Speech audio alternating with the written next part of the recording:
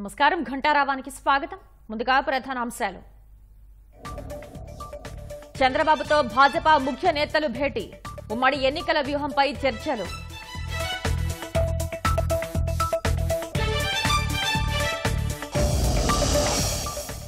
CM Jagan కు వివేక భార్య బహిరంగ లేఖ. సొంత చెల్లెళ్లను హేళన చేస్తుంటే పత్తడా అంటూ నిలదీత.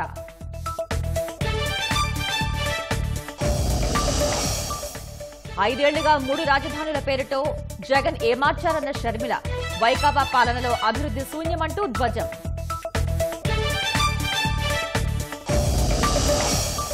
చివరి రోజు అట్టహాసంగా నామినేషన్లు, భారీ ర్యాలీలతో పత్రాల దాఖలుకు వెళ్తున్న నేతలు.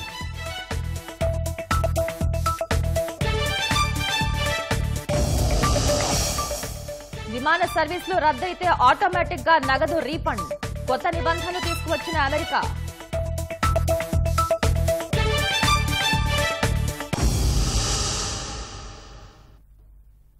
రాష్ట్రంలో ఉమ్మడి ఎన్నికల వ్యూహంపై చర్చించేందుకు భాజపా ముఖ్య నేతలు తెలుగుదేశం అధినేత చంద్రబాబును ఉండవల్లిలోని ఆయన నివాసంలో కలిశారు. కేంద్ర మంత్రి పీయూష్ గోయల్తో పాటు భాజపా జాతీయ ప్రధాన కార్యదర్శి అరుణ్ సింగ్, జాతీయ సంయుక్త కార్యదర్శి శివప్రకాష్, రాష్ట్ర ప్రధాన కార్యదర్శి మధుకర్లు చంద్రబాబుతో భేటీ అయ్యారు. రాష్ట్రంలో ఎన్డీఏ ప్రభుత్వాన్ని ఏర్పాటు చేసేందుకు అనుసరించాల్సిన వ్యూహంపై ప్రధానంగా చర్చ జరిగినట్లు తెలుస్తోంది. ప్రధాని మోదీ పర్యటనపై కూడా చర్చించినట్లు సమాచారం.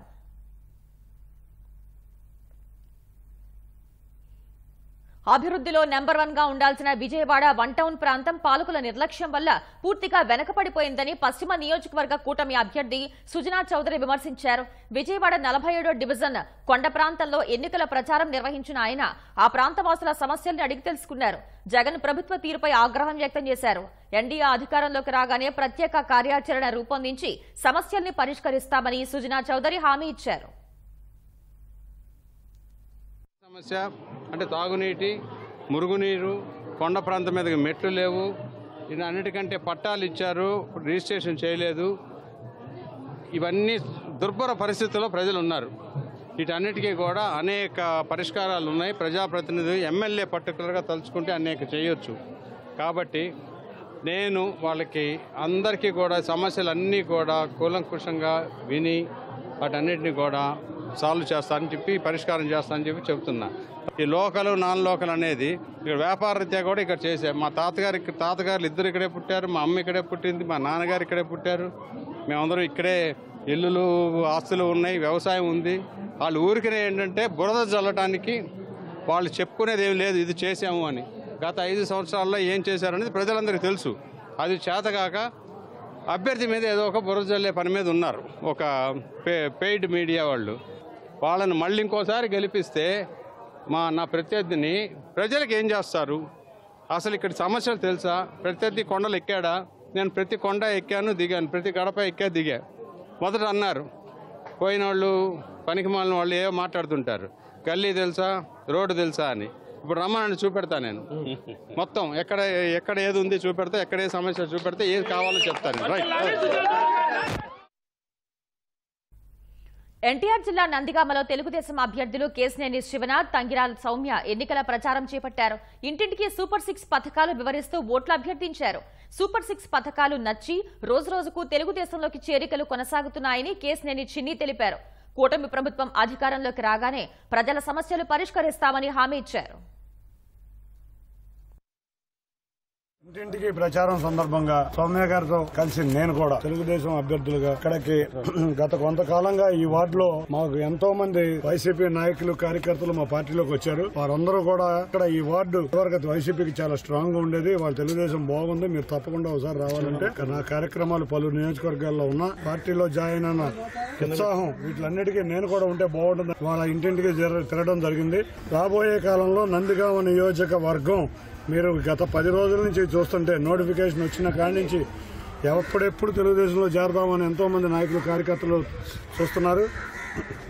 ఇప్పటిదాకా ఎన్నో దౌర్జన్యాలకు భయపడి ప్రజలు బయటకు రావడం ఇబ్బంది పడ్డారు. వాళ్ళందరూ కూడా కట్టలు తెంచుకున్న ఆనందంతో తెలుగుదేశం పార్టీ నాయకులంతా, కార్యకర్తలంతా తిరుగుతున్నారు. తప్పకుండా భారీ మెజార్టీ, గతంలో చూడని విధంగా భారీ మెజార్టీతో తంగిరాల స్వామి గారు నేను గెలవబోతున్నాను.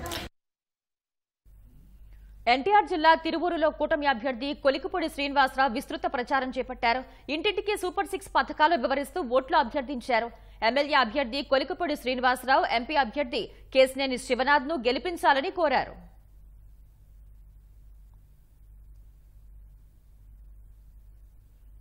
చిత్తూరు జిల్లా నగరిలో తెలుగుదేశం అభ్యర్థి గాలి భానుప్రకాష్ ఎన్నికల ప్రచారం చేశారు. ఇంటింటికి తిరుగుతూ సూపర్ 6 పథకాలను ప్రజలకు వివరించారు. అనంతరం మొదిలియార్ సామాజిక వర్గీయులతో కలిసి సమావేశం నిర్వహించారు. వైకాపా పాలనలో అనేక అరాచకాలు జరిగాయని, ఎన్నికల్లో వారిని తరిమి కొట్టేందుకు సిద్ధంగా ఉండాలని ప్రజలకు పిలుపునిచ్చారు. తెలుగుదేశం అధికారంలోకి వస్తేనే అభివృద్ధి సాధ్యమవుతుందన్నారు.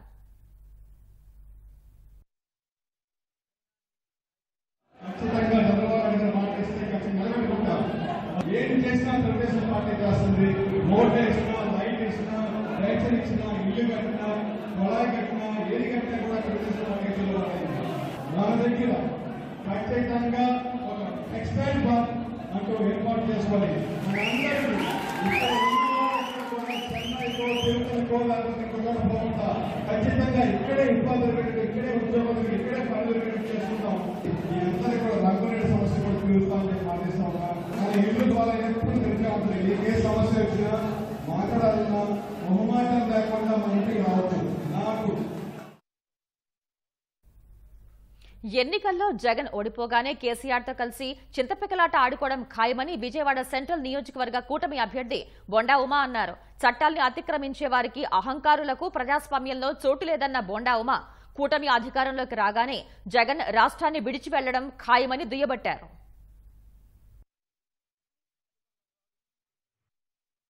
ముందు కేసీఆర్కే దిక్కు లేదు. కేసీఆరే ఫామ్ హౌస్ లో మంచమే పడుకున్నాడు.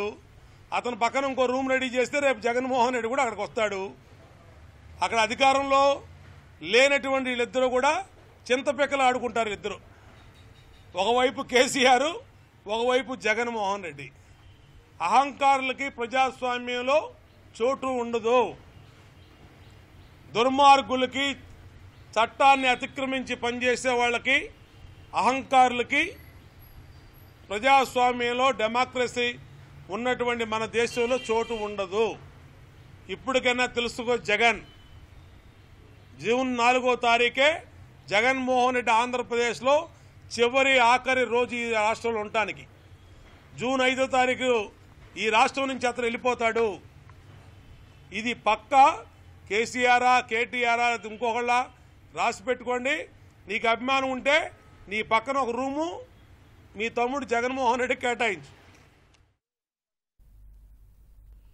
నామినేషన్లు దాఖలు చేసేందుకు నేడు చివరి రోజు కావడంతో పెద్ద సంఖ్యలో అభ్యర్థులు నామినేషన్లు వేస్తున్నారు. ప్రత్యక్ష ప్రసారం ద్వారా చూద్దాం. సెక్టర్ కావచ్చు, ఏదైతే ప్రైవేట్ సెక్టారు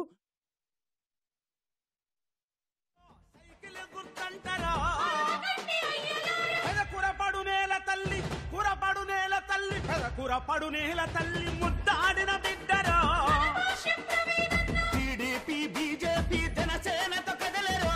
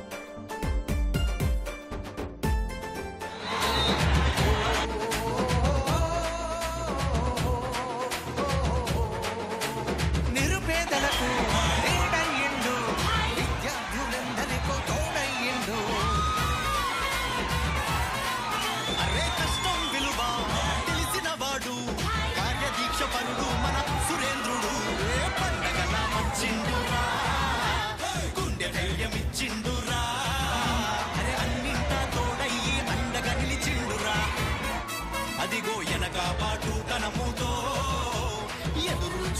పల్లెకు అరే పసుపు జెండలెత్తుకొని పరుగున వచ్చిండురా కళ్యాణ దుర్గానికి కాంతులు తెస్తాడు రా మన ఊరు వాడలన్నీ అభివృద్ధి చేస్తాడు రా అరే కొట్టర జై కొట్టు టీడీపీ జెండ పట్టు సురేంద్రన్న తండులోన జెండ ఎగరవేయరా జెండా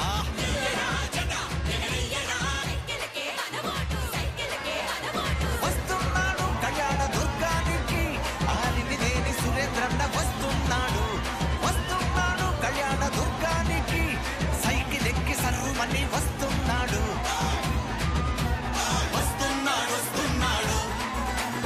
అవిలిదేని సురేంద్రన్న వస్తున్నాడు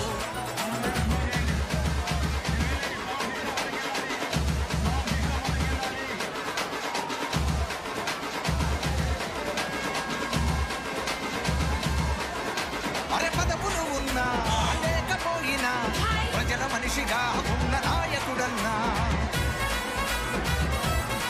అదిగో ఆపద అంటే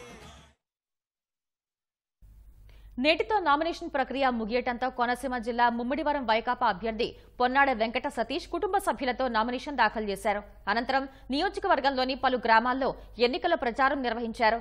కార్యక్రమంలో నాయకులు కార్యకర్తలు పెద్ద ఎత్తున పాల్గొన్నారు.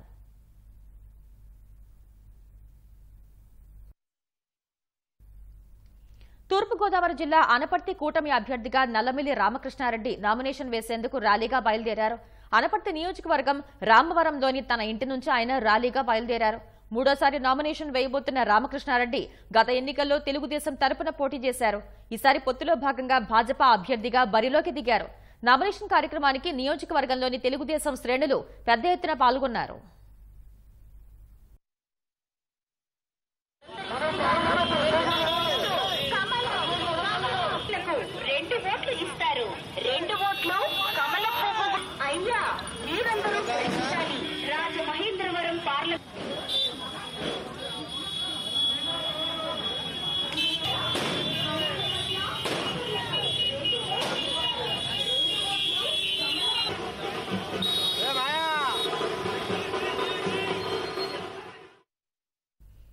పల్నాడు జిల్లా పెదకూరపాడు కూటమి అభ్యర్థిగా భాష్యం ప్రవీణ్ నామినేషన్ కార్యక్రమం అట్టహాసంగా సాగుతోంది. అమరావతి పట్టణం అంబేద్కర్ కూడలి నుంచి భారీ ర్యాలీగా భాష్యం ప్రవీణ్ పెదకూరపాడు బయలుదేరారు. ర్యాలీలో తెలుగుదేశం, జనసేన, భాజపా నాయకులు, కార్యకర్తలు పెద్ద ఎత్తున పాల్గొన్నారు. కొమ్మలపాటి శ్రీధర్, ఎంఏ షరీఫ్, జనసేన నాయకులు బొనబోయిన శ్రీనివాస్ యాదవ్ తదితరులు భాష్యం ప్రవీణ్ తో కలిసి ర్యాలీలో పాల్గొన్నారు. పెదకూరపాడు తహసీల్దార్ కార్యాలయంలోని రిటర్నింగ్ కేంద్రంలో భాష్యం ప్రవీణ్ నామినేషన్ పత్రాలు సమర్పించనున్నారు.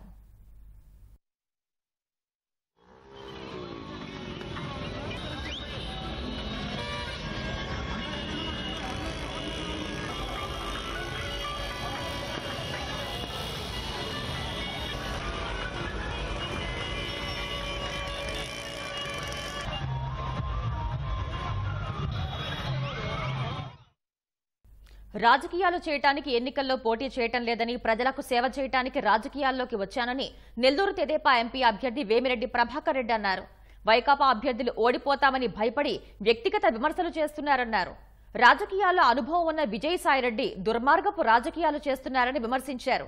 ఎన్నికల్లో నెల్లూరు జిల్లాలో ప్రతి స్థానం కైవసం చేసుకుంటామంటున్న వేమిరెడ్డి ప్రభాకర్ రెడ్డితో మా ప్రతినిధి రాజారావు ముఖాముఖి. ప్రభాకర్ రెడ్డి రాజకీయ నాయకుడి కన్నా కూడా సేవా కార్యక్రమాలు చేస్తున్న ఒక వ్యక్తిగా రాష్ట్రంలోనే సుపరిచితుడు. అసలు ఈ నెల్లూరు జిల్లా పార్లమెంట్ పరిస్థితులు ఎలా ఉన్నాయి జిల్లాలో ఒకసారి వారిని అడిగి తెలుసుకుందాం. ఇప్పుడు ప్రత్యక్ష రాజకీయాల్లోకి తెలుగుదేశం పార్టీ తరఫున పార్లమెంట్ అభ్యర్థిగా రంగంలోకి వచ్చారు. మీరు ఈ ప్రచారంలో ఈ కొద్ది రోజులుగా మీకు ఎలాంటి అనుభవం ఎదురవుతుంది? పార్లమెంట్ ప్రజల నుంచి మీకు ఎలా ఆదరిస్తున్నారు మిమ్మల్ని? ప్రజల్లో బీపీఆర్ అనేది ఒక బ్రాండ్ లాగా తయారైంది. ఇక్కడ ప్రత్యక్ష రాజకీయాలకు వస్తేనే ఇవన్నీ మనకి వినబడుతున్నాయి. నేను ప్రత్యక్ష రాజకీయాలు రావడం ఇటువంటి చూసి ఉండే సమస్య నాకు ప్రత్యర్థులు ఇతన్ని ఎట్లా కౌంటర్ చేయాలంటే ఉన్ని లేని మాట్లాడితే పర్సనల్ గా మాట్లాడితే అదే మన గెలుపు అని అనుకుంటున్నారు. కానీ వాళ్ళ గ్రాఫ్ డే టు డే నన్ను ఎంత విమర్శిస్తున్నారో ప్రజలకు నచ్చటం. ఇప్పుడు నువ్వు ఎంత చెడ్డ చెప్పాలన్నా ఎంత చెడ్డ చేయాలన్నా అది వీలు కావటం. డే టు డే చూస్తున్నాము, ఇంకా ఎక్కువ చేస్తున్నారు. ఇది వాళ్ళకి చెడ్డ జరుగుతుంది అనేది వాళ్ళకి తెలియటం. వైకాపాకి ప్రధానంగా మీరు ఎంపీ అభ్యర్థిగా ఇక్కడ రావడం వారికి ఒక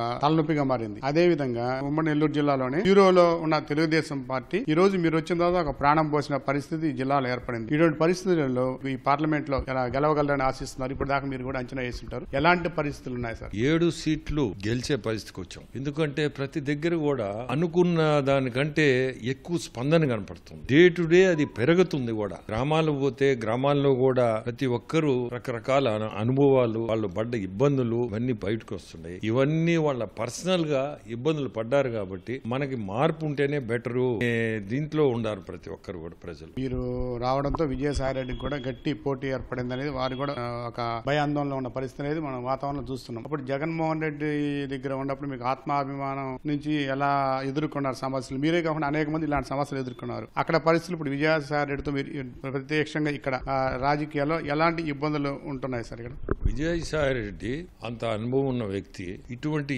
చీప్ పాలిటిక్స్ కి ఎందుకు ఎంకరేజ్ చేస్తున్నాడో నాకైతే అర్థం కావటం. దీని వెనక అతను హస్తం లేనిదే ఈ మాటలు మాట్లాడరు. నిజాలు ఉన్నాయా నిజాలు లేవా అనేది లేకుండా నేరుగా ఏదైనా అభివృద్ధి కార్యక్రమాలు ఏమైనా ఉంటే అవి మాట్లాడాలా, లేదంటే నేను చేయబోయేది ఇదని చెప్పాలి. కానీ పర్సనల్ గా మనం ఓడిపోతామనే భయంతో ఏదో మనుషుల్ని మొబ్బి పెట్టాలని రకరకాల మాటలు రకరకాల మనుషులతో మాట్లాడిస్తున్నారు. అది ఎక్కడి వరకు పోతుందంటే ఇంత పాలిటిక్స్ ఇంత చీప్ గా ఇంత దిగజారిపోయి మాట్లాడతారా అని ఎప్పుడు ఊహించుకోలేదు. ఆ భయం అంతా ఎందుకు ఏర్పడుతుందంటే మనం ఓడిపోతామనే వాళ్ళకి ఆ భయం. మీరు వైకాపాకు వెన్నుపోటు పొడిచి వచ్చారనే విమర్శలు చేస్తున్నారు. అదేవిధంగా మతం రంగు కూడా పులిమిని మిమ్మల్ని ఏదో విధంగా ఓడించాలనేది వాళ్ళ ప్రయత్నంలో ఉంది సార్. ఇటువంటి ప్రచారాన్ని మీరు ఎలా ఎదుర్కొంటారు సార్?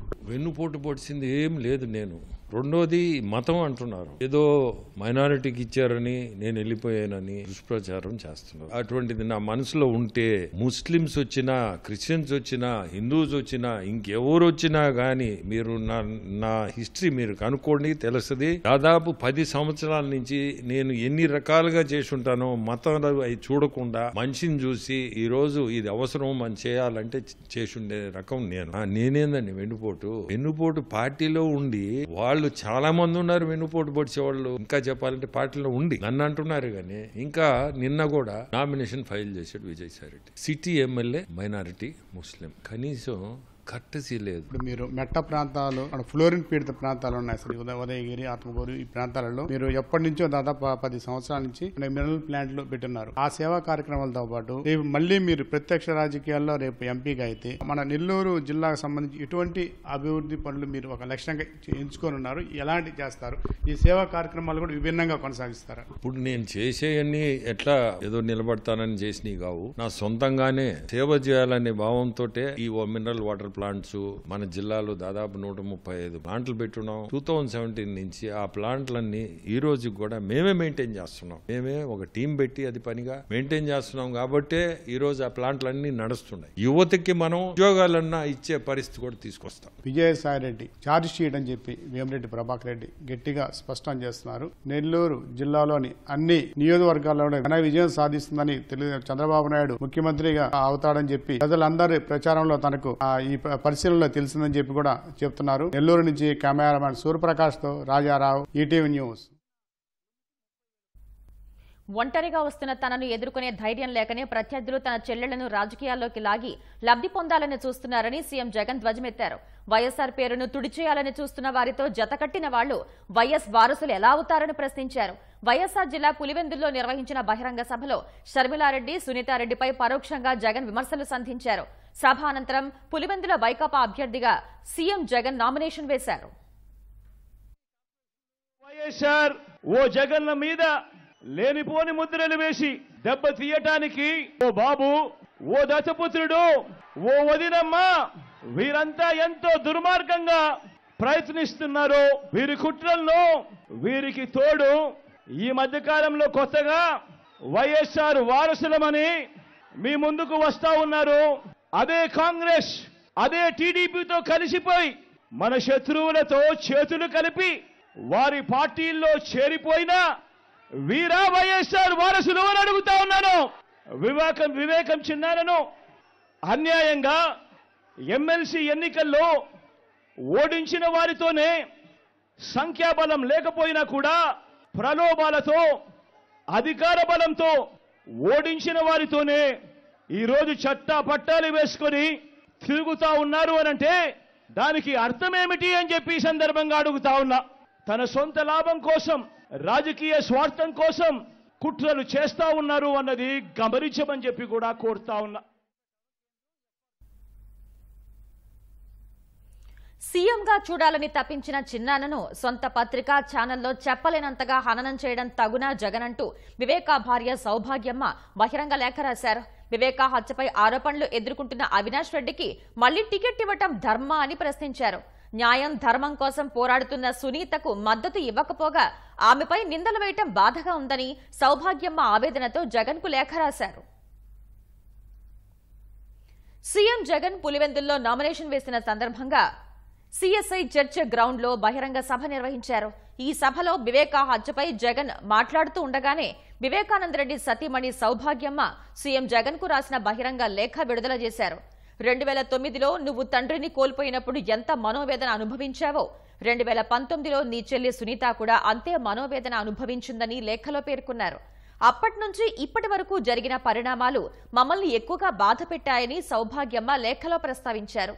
మన కుటుంబంలోని వారి హత్యకు కారణం కావటం, హత్యకు కారణమైన వాళ్లకు నువ్వు రక్షణగా ఉండటం తగునా అని జగన్ను ప్రశ్నించారు. నిన్ను సీఎంగా చూడాలని ఎంతో తప్పించిన చిన్నాన్నను ఈ విధంగా నీ పత్రిక, టీవీ ఛానల్, నీ సోషల్ మీడియా విమర్శలు చేయటం, చెప్పలేనంత విధంగా హననం చేయించటం తగునా అని సౌభాగ్యమ్మ నిలదీశారు. న్యాయం కోసం పోరాటం చేస్తున్న నీ చెల్లెళ్లను హేళన చేస్తూ, నిందలు మోపుతూ, దాడులకు కూడా తెగపడే స్థాయికి కొంతమంది దిగజారుతుంటే నీకు మాత్రం పట్టటం లేదా అని ఆవేదన వ్యక్తం చేశారు. సునీతకు మద్దతుగా నిలిచి పోరాటం చేస్తున్న షర్మిలను కూడా టార్గెట్ చేస్తుంటే నీవు నిమ్మకు నీరెత్తినట్లు ఉండటం తగునా అని అన్నారు. కనీసం కుటుంబ సభ్యునిగా కాకపోయినా రాష్ట్ర ముఖ్యమంత్రిగా ఇదేనా నీ కర్తవ్యం అని లేఖలో ప్రస్తావించారు.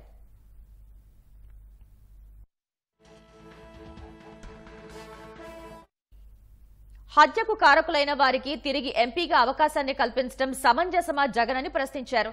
ఇటువంటి దుశ్చర్యలు నీకేమాత్రం మంచిది కాదని, ఇది నీకు తగంది కాదు అని విన్నవించుకుంటున్నా అంటూ లేఖలో ప్రస్తావించారు. హత్యకు కారకుడని ఆరోపణలు ఎదుర్కొంటున్న నిందితుడు నామినేషన్ దాఖలు చేసినందున చివరి ప్రయత్నంగా న్యాయం ధర్మం ఆలోచన చేయమని ప్రార్థిస్తున్నా అని సౌభాగ్యమ్మ జగన్ను లేఖలో కోరారు. రాగద్వేషాలకు అతీతంగా పరిపాలన చేస్తామని ప్రమాణం చేసిన రాష్ట్ర ముఖ్యమంత్రిగా న్యాయం ధర్మం నిజం వైపు నిలబడమని వేడుకుంటున్నా అని సౌభాగ్యమ్మ ఆవేదనతో కూడిన లేఖను జగన్ కు పంపారు.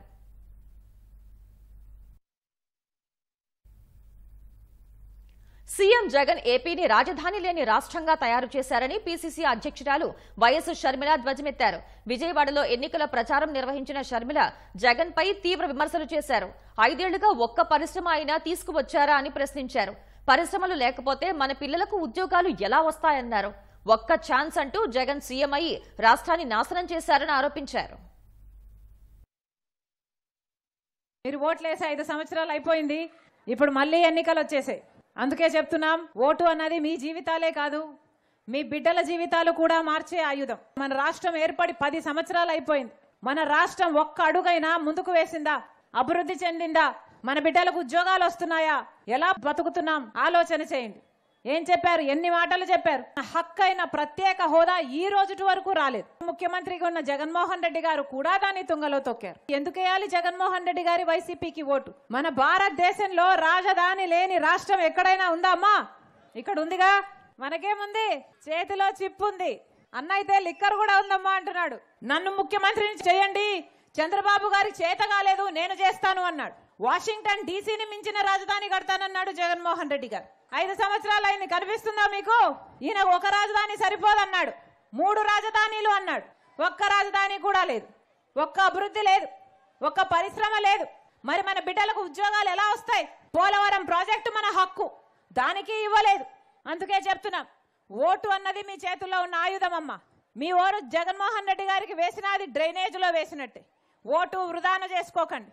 అందుకే చెప్తున్నాం, మీ ఓటు ప్రత్యేక హోదా కోసం వేయండి, మీ ఓటు పోలవరం ప్రాజెక్టు కోసం వేయండి, మీ ఓటు రాజధాని కోసం వేయండి. ఇవన్నీ సాధ్యం కావాలి అంటే కాంగ్రెస్ పార్టీ అధికారంలోకి వస్తేనే ఇవన్నీ సాధ్యం అవుతాయి.